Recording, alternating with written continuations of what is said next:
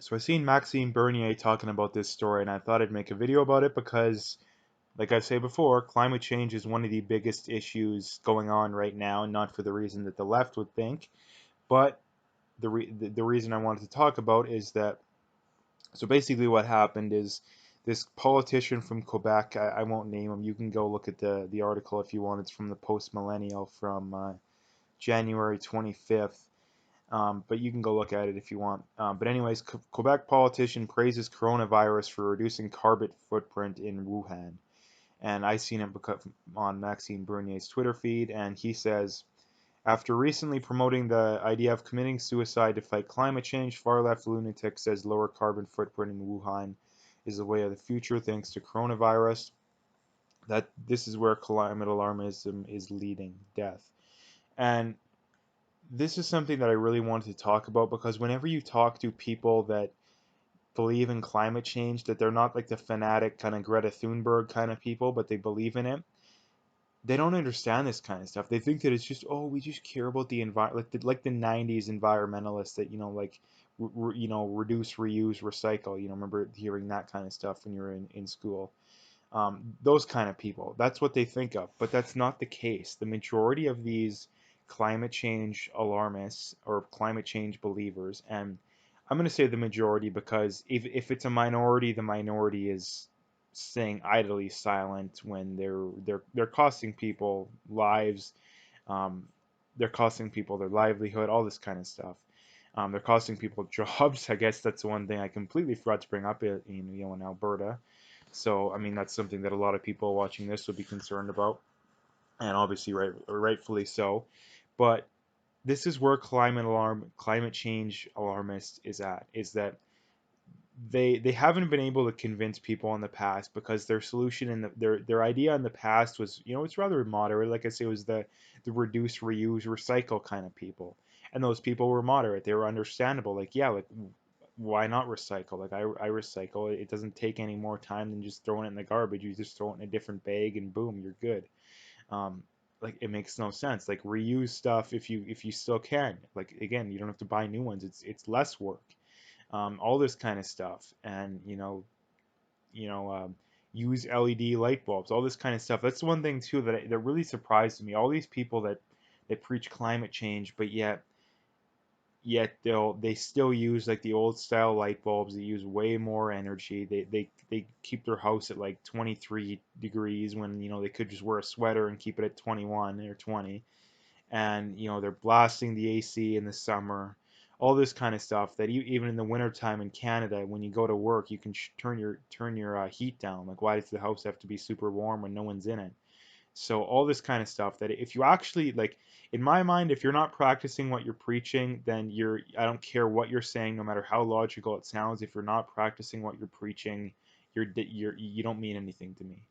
Um, that's the first rule of this kind of stuff, is that if you're not practicing what you're preaching, I don't care what you're talking about. I'm not going to listen to you because you're a hypocrite. So until you're doing the maximum amount that you can, it's like all these millionaires and billionaires preaching about how the rich should pay more taxes. Okay, well, go pay more taxes and tweet out or put on Instagram that you paid 10-20% more taxes than you had to. If you do that and you start the whole where the rich should pay more taxes, I'll respect you for that. But until you're doing that, and 99.99% of people that preach, oh, the rich should pay more taxes, the rich people that do that, they don't do it. They want to force other people to do it. And that's what I can't stand, is that don't force other people to do it. I don't understand why it's such a complicated topic. Um, but anyway, getting back to the whole climate change thing, this is the state of climate change. You have the Greta Thunbergs of the world who literally want to completely cut off, like if it was up to her, fossil fuels would be cut off overnight, and millions of people would die. They always talk about the other side and say, well, people are going to die because of you, but you're the side that wants to shut off fossil fuels. If we weren't using fossil fuels, the overwhelming majority of Canada would be dead because I mean, right now it's not super cold in Alberta, but if they did it when it was minus 40, the whole province would be dead, probably 99%. Some people would be smart enough to light fires and have warm enough clothes, but the overwhelming majority of people would die. And that's what they want. and that's what the AOCs of the world. All these, like, how many politicians have praised the Green New Deal in the States? A very large number of them. The Green New Deal wants to shut off fossil fuels. Like, I don't understand it. It makes no sense. And the reason why a lot of people believe in this kind of stuff, it's just social proof. It's just basic. I want to fit in. I don't want to alienate people, so I'm just going to go along to get along. It's like the people in, it's like the kids in high school. There's always that handful of kids that kind of lead the way and dictate things. And your option, if you're not one of those people, is go along to get along and be accepted and have a good social circle, or don't do that and be considered kind of the weird kid. And that's what people's, when they hear about this kind of stuff, is that the quote unquote weird people, even though it's actually like 35% of people in Canada, at least in Canada, are the people that are, quote unquote climate change deniers, even though the science is actually on their side. And then the other people, because the mainstream media pumps it out and all this kind of stuff, and public schools, they think that like 90% of people agree with them, and the only people that don't are the crazy people, and that's kind of why they believe in it. And you understand this too, that I've never talked to someone, at least in person, and even most of the time online, that when they're talking to them about climate change, you ask them like basic stuff. Okay, okay, what is the current level of CO2 output? They don't know. How much has the temperature risen in the last 100 years or 50 years? They don't know. How much has the oceans risen in the last 50 or 100 years? They don't know. They don't know any of those answers. So what they're telling you is that they just blindly believed what they've had told to them. I can cite all those numbers. I mean, the CO2 is around 300 parts per million. The temperature hasn't risen. They'll tell you that it has. It's risen very slightly, but again, it's natural. And it all depends on when you start the graph.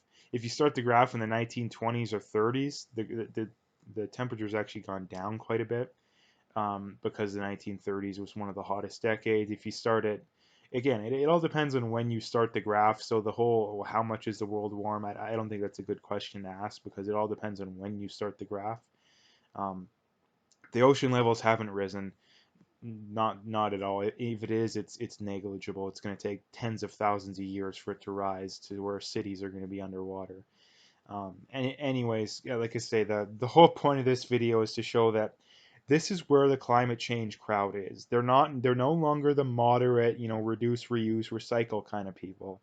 They're the people that literally are praising when people are getting killed, because that's how fanatical they are with their religion or cult of climate change. And that they're, like I say, in Alberta, they're literally willing to, throw out hundreds of thousands of jobs, in the States, millions of jobs, just to satisfy their need of, fulfilling their cult, basically, even though there's no evidence to back it up to begin with. But anyway, this is a very crazy kind of thing going on, so I needed to make a video about it. And like I say, the majority of the big climate change people in the world agree with this kind of stuff.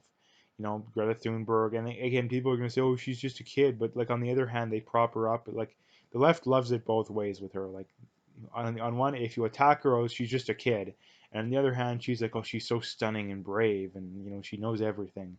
And all this kind of stuff. So I mean, they really got to pick one when it comes to that. But anyway, I wanted to make a video about this because this is where the climate change crowd is at. And like I said, like I always say with all these kind of issues, that it's going to get worse before it gets better, because if society hasn't woke up to this kind of stuff at this point, then the problem is going to have to get worse for people to wake up to it. It's just basic logic and reasoning. So like I say, that's going to continue to get worse. The government of Canada is going to keep jacking up the carbon tax. Alberta is not going to be able to fight back, until, I mean, I highly doubt that a Wexit will actually go through, let alone a referendum. But I really, really, really do hope for that, because at the very least, it'd be nice to know where Alberta stands, like at the very least. But I think the idea of a Wexit would be absolutely amazing, and I think that they would be one of the greatest things of all time, kind of, for Alberta, because man, would we be able to do some good stuff if we left Canada. But that is a different topic for another day, so I'll leave it there. If you liked the video, make sure to hit that like and subscribe, and stay tuned for more.